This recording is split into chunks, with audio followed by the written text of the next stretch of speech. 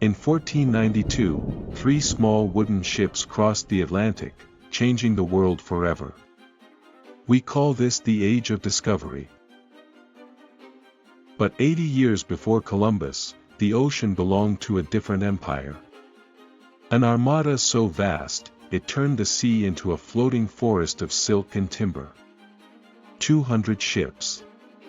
28,000 men. A technology centuries ahead of its time. This wasn't a voyage of discovery, it was a demonstration of absolute power. But who was the man behind this titan? To understand the admiral, we must first look at the boy, a boy named He. His story began not on the sea, but in the rugged mountains of Yunnan, at the fringes of a dying Ming Dynasty. In 1381, the Ming army swept through his homeland like a tidal wave of fire. He's father was killed, and the 10-year-old boy was taken captive. In the Ming Empire, a young prisoner faced a fate often worse than death. He was castrated, stripped of his manhood and his family name, and sent to the imperial court to serve as a eunuch. It was a life designed to break a man's spirit, to ensure he would have no legacy, no children, and no loyalty except to the emperor. But within the cold walls of the palace, this broken boy didn't wither. He observed. He learned. And he waited. Fate eventually tied He to a prince as ambitious as himself, Zhu Di, who would become the Yonglu emperor. Through blood and civil war, they climbed to the pinnacle of power together. For his loyalty and brilliance on the battlefield, He was given a new name, Zheng He. The emperor had a vision that went far beyond the Great Wall.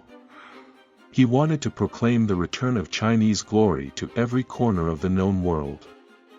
He turned to the one man he trusted most, an outsider, a Muslim, a eunuch commander who stood nearly 7 feet tall. He handed Zheng He the keys to the imperial treasury and a command that seemed impossible: go to the end of the earth. In 1405, from the shipyards of Nanjing, the first treasure fleet set sail. Zheng He stood at the bow, looking out at an ocean that didn't yet know his name. The son of the abyss was about to become the master of the seas. To call Zheng He flagship a boat is a profound insult to engineering. It was a leviathan of timber and iron. The Baochuan, or treasure ship, measured over 400 feet long and 160 feet wide. If you placed Columbus's Santa Maria on its main deck, there would still be room to race horses. But it wasn't just the sheer size of a single ship that defied belief, it was the terrifying scale of the entire fleet. 250 vessels sailed in perfect, impenetrable formation. There were dedicated supply ships carrying enough food for years. Water tankers. Troop transports. It was a moving metropolis carrying 28,000 souls. That was a population larger than the entire city of London at the time. Floating on the open ocean. Life aboard this floating city was a marvel of ancient organization. Zheng He wasn't just commanding sailors, he was the mayor of a moving civilization.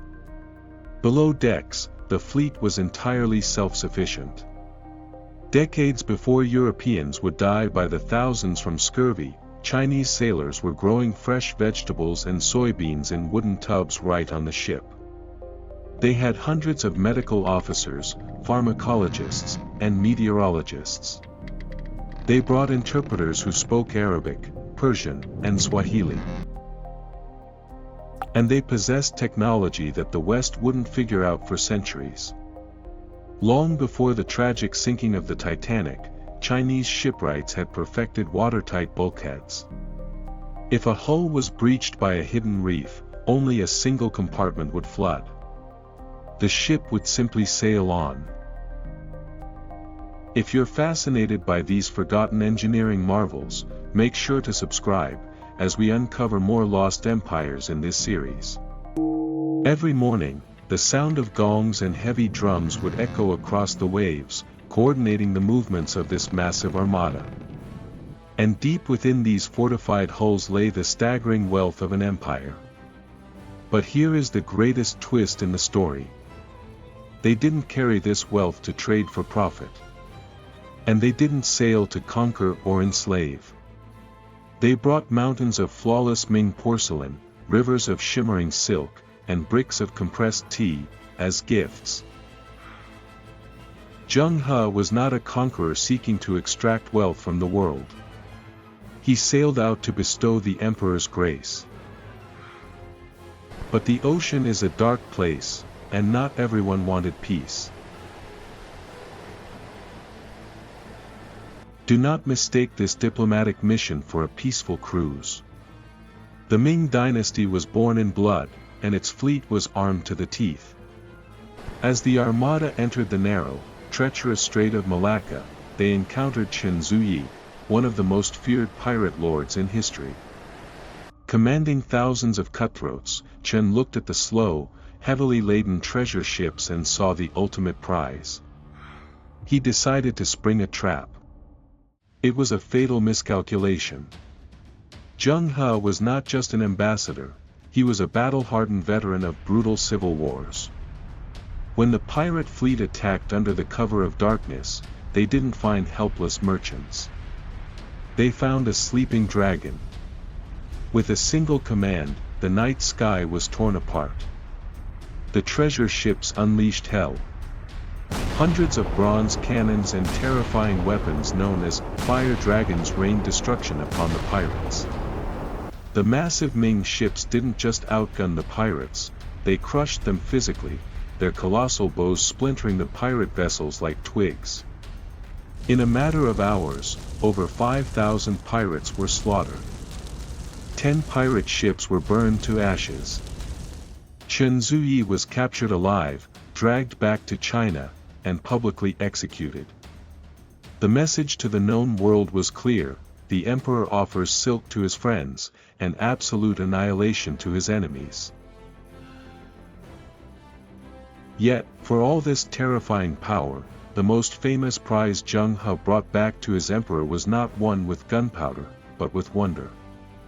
Years later, the fleet pushed further than any Chinese ships had ever gone, all the way to the coast of East Africa. There, in modern-day Kenya, the locals presented the admiral with a creature that defied Chinese imagination. A beast with the body of a deer, the scales of a dragon, and a neck that reached for the heavens. To the Chinese, this was not just an animal. It matched the exact description of the Qilin, a mythical, unicorn-like beast that only appeared when a sage ruler brought perfect harmony to the world. A giraffe. The ultimate cosmic validation for the emperor. The deadliest fleet in human history had sailed to the edge of the world, to bring home a giraffe.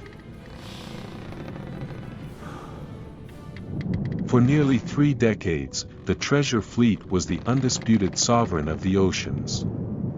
But the greatest threats to an empire never come from the sea, they come from within. In 1424, the Yongle Emperor died. With his final breath, the political winds in the Forbidden City violently shifted.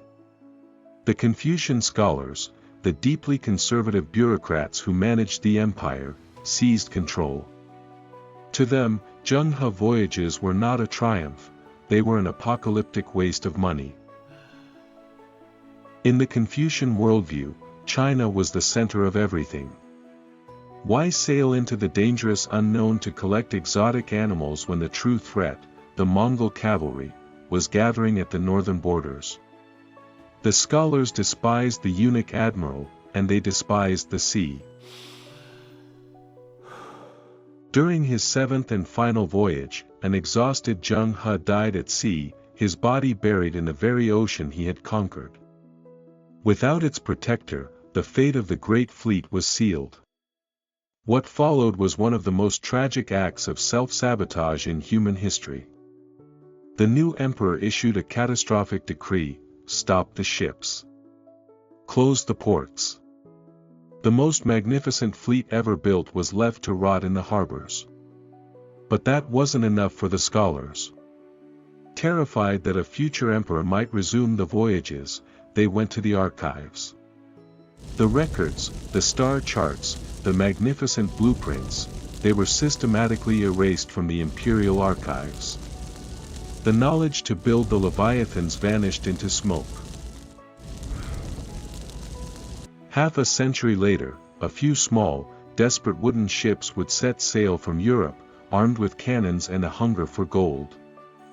They would discover a world that China had already mapped, and they would reshape history through conquest and colonization.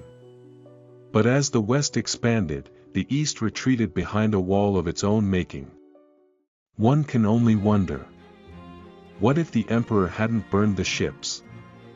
What if Columbus had arrived in the Americas, only to find a Ming treasure fleet already anchored in the bay? History is made of moments, choices that echo across centuries. Zheng He unlocked the oceans, but his empire threw away the key, leaving behind nothing but the ghost of a giant, sleeping in the abyss.